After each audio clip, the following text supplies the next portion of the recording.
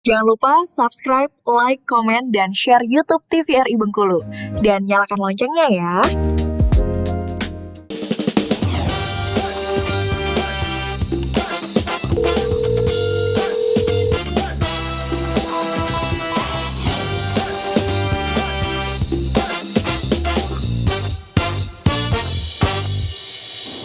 Halo sahabat sehat, bagaimana kabar Anda? Semoga selalu dalam keadaan sehat dan tetap semangat ya.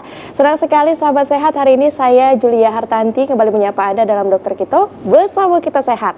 Tentunya dengan berbagai informasi, edukasi, dan juga inspirasi seputar dunia kesehatan. Nah sahabat sehat, Dokter Kito hari ini hadir dengan tema benarkah obesitas dapat memengaruhi kesuburan. Nah seperti yang kita tahu dan juga kita tanyakan, kita selalu pertanyakan bahwa apakah berat badan ini baik lebih ataupun kurang, ini bisa menurunkan kualitas atau bahkan peluang untuk memiliki keturunan, dan seberapa besar sih pengaruhnya terhadap kesuburan? Ini akan kita bahas bersama dokter spesialis yang tentunya sesuai dengan bidangnya, dan juga sudah ada dokter umum yang akan menemani saya untuk menanya lebih dalam terkait dengan tema kita kali ini. Langsung saja kita sapa, yang pertama ada Dokter Dodi. Halo dokter, bagaimana kabarnya dok?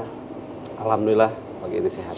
Sehat ya, selamat datang di Dokter Kito dokter. Nah hari ini perjalanan ke sini aman, lancar dok? Lancar. Lancar ya dok ya? Bagus, perjalanan lancar. Cuaca bagus, perjalanan lancar. Baik, terima kasih dokter. Nah dokter Dodi dan juga pemirsa juga sudah hadir bersama dengan kita. Ada dokter Putri. Halo dokter. Halo Julia. Cantik sekali, selamat datang. Bagaimana kabarnya dok? Alhamdulillah sehat. Alhamdulillah sehat. Hari ini semangat ya dok, kita bertanya-tanya nih, khususnya ada dokter umum juga yang akan menemani saya. Mungkin bisa mengulik lebih dalam tentang tema kita kali ini ya dok ya. Yes. Baik, nah dokter Dodi sebelum kita mulai, ini mungkin bisa dipaparkan sedikit terkait dengan tema kita. Itu benarkah obesitas ini dapat memengaruhi kesuburan dok? Ya, benar. Jadi permasalahan obesitas secara umum di Indonesia ini juga menjadi permasalahan yang global juga. Di samping stunting, ternyata obesitas akan memberikan pengaruh pada kualitas, sehingga obesitas ini menjadi satu hal yang harus digaris bawahi dan ditekan kira-kira begitu. Nah, sampai pada akhirnya beberapa komplikasi yang terjadi, salah satunya adalah gangguan infertilitas. Banyak pasangan yang datang ke praktek gitu dan mengeluhkan belum mendapatkan keturunan, namun disertai dengan adanya obesitas. Meskipun tidak semua penderita obesitas akan mengalami gangguan infertilitas. Jadi ini bersifat individual terhadap masing-masing.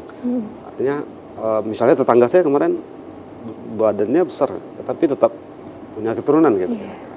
Nah, namun yang kita bicarakan adalah bagaimana obesitas pada kepribadian masing-masing mempengaruhi terhadap terjadinya kehamilan atau terhadap terjadinya gangguan fertilitas atau kesuburan terhadap pasangan.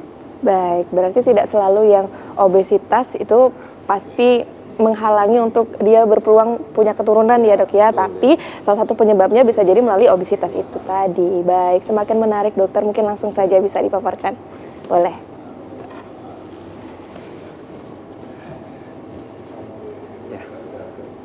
Baiklah Pak pemirsa, pada hari ini kita membicarakan tentang benarkah obesitas mempengaruhi kesuburan. Oke. Nah, kita berbicara tentang data terlebih dahulu dari riset kesehatan dasar menunjukkan bahwasannya di Indonesia pada tahun 2007 diperkirakan sekitar 10-15% masyarakatnya mengalami obesitas. Di tahun 2013 dan 2018 terus meningkat. Bahkan diperkirakan di tahun 2030 ini semakin meningkat lagi.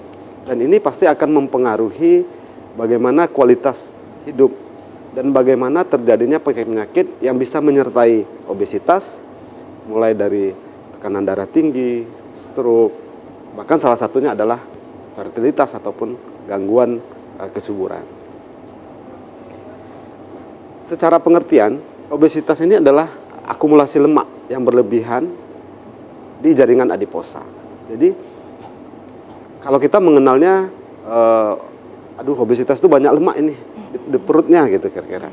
Nah, secara teorinya ini yang menumpuk ini benar jaringan lemak dan dia menumpuk di daerah adiposa. ternyata dia ada dua jenis lemak yang menumpuk ini, yaitu lemak yang subkutan dan lemak yang visceral. Jadi kalau subkutan dia berada di bawah kulit kira-kira. Dan ini di samping sebagai proteksi, dia juga bisa menyebabkan kelainan-kelainan hormonal.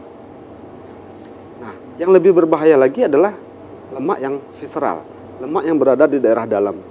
Jadi kalau secara awamnya itu dia bisa menyelimuti jantung, menyelimuti usus, atau menyelimuti liver misalnya. Nah, dua-duanya ini nanti akan kita bahas bagaimana pengaruhnya terhadap fertilitas ataupun kesuburan. Nah, faktor apa saja yang bisa menyebabkan terjadinya obesitas ini pada wanita ataupun pria? Yang pertama adalah faktor kebiasaan makan dalam keluarga, apalagi kecenderungan kalau orang tuanya obesitas, biasanya anaknya juga obesitas nih, 40-60% obesitas. Karena faktor kebiasaan. Misalnya makannya konsumsi karbohidrat yang lebih banyak misalnya. Kemudian faktor lingkungan.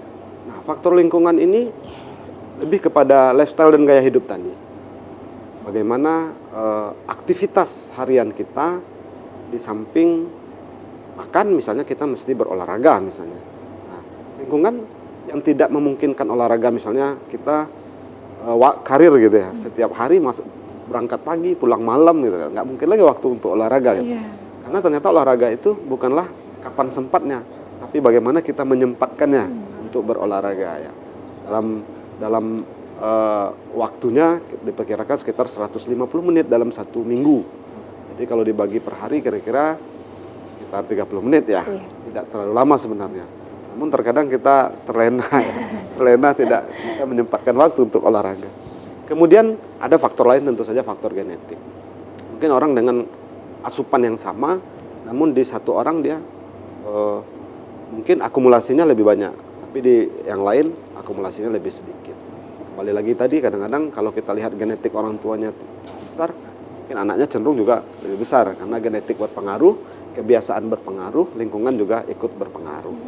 Nah, banyak sekali akibat yang ditimbulkan dari obesitas ini, kelebihan atau akumulasi daripada jaringan lemak ini. Salah satunya adalah gangguan hormon, di mana kelebihan lemak, ada yang kita sebut dengan leptin namanya, istilahnya leptin. Kelebihan leptin menyebabkan, sebenarnya leptin ini dia sebagai petanda bahwasanya pusat lapar, yang akan memberikan sinyal kepada otak agar memberikan masukan kita lapar. Namun karena lemaknya terlalu banyak, leptinnya terlalu tinggi, terjadi namanya yang disebut dengan resistensi leptin. Sehingga tubuh kita tidak mengenal lagi leptin. Jadi walaupun kita habis makan, setelahnya lapar kembali. Nah, ini yang sering terjadi, sehingga orang yang dengan akumulasi lemak yang banyak, dia lebih banyak makan karena leptinnya sudah resistensi. Kemudian yang kedua, resistensi insulin. Seperti kita ketahui, banyaknya lemak, banyaknya makanan, karbohidrat menyebabkan adanya peningkatan daripada kalori, zat gula di dalam darah. Nah, zat gula yang di dalam darah ini semestinya dihantarkan oleh insulin ke seluruh tubuh untuk dimanfaatkan. Namun karena kelebihan, sehingga insulin juga menjadi tidak mengenali atau tidak cukup untuk mengantarkan.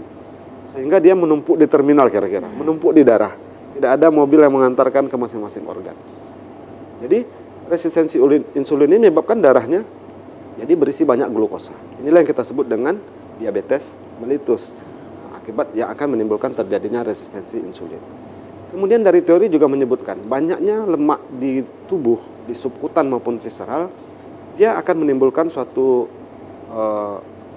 aspek peradangan. Jadi rata-rata banyaknya lemak di tubuh ini termasuk ke dalam peradangan yang kronis. Sehingga situasi di dalam tubuh itu diliputi oleh peradangan yang kronis dan lama, kira-kira begitu.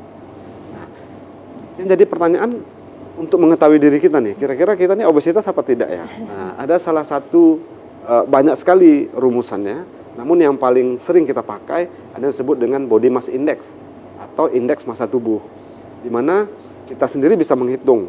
Cara menghitungnya adalah berat badan dibagi dalam kilogram, berat badan dalam kilogram dibagi dengan tinggi badan dikuadratkan.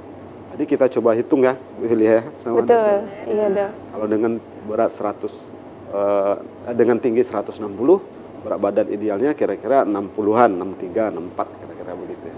Mungkin pemirsa sendiri juga bisa menghitung sendiri kira-kira termasuk ke dalam obesitas apa tidak nih kira-kira. Ini rumusnya ya dok ya? Ya, ini rumusnya dan skalanya adalah apabila disebut normal apabila hasilnya 18,5 sampai 24,9. Itu disebut normal. Apabila di atas itu maka jadi overweight. Bahkan kalau di atas 30 jadi obesitas. Dan di bawah 18,5 juga tidak baik. Ini yang sangat kurus, lean misalnya. Ini juga ikut serta berpengaruh. Namun yang paling simpel sekali kalau dari teori ini adalah dengan menghitung lingkar panggul. Lingkar perut. Kalau laki-laki di bawah 90 itu normal. Tapi kalau di atas 90 ini sudah Baik. Diperkirakan obes gitu. Kalau Baik. perempuan 80. Baik, nah dok semakin menarik tapi kita harus jeda dulu ya. Pemirsa jangan kemana-mana, tetap bersama kami dalam Dokter Kito, bersama kita sehat.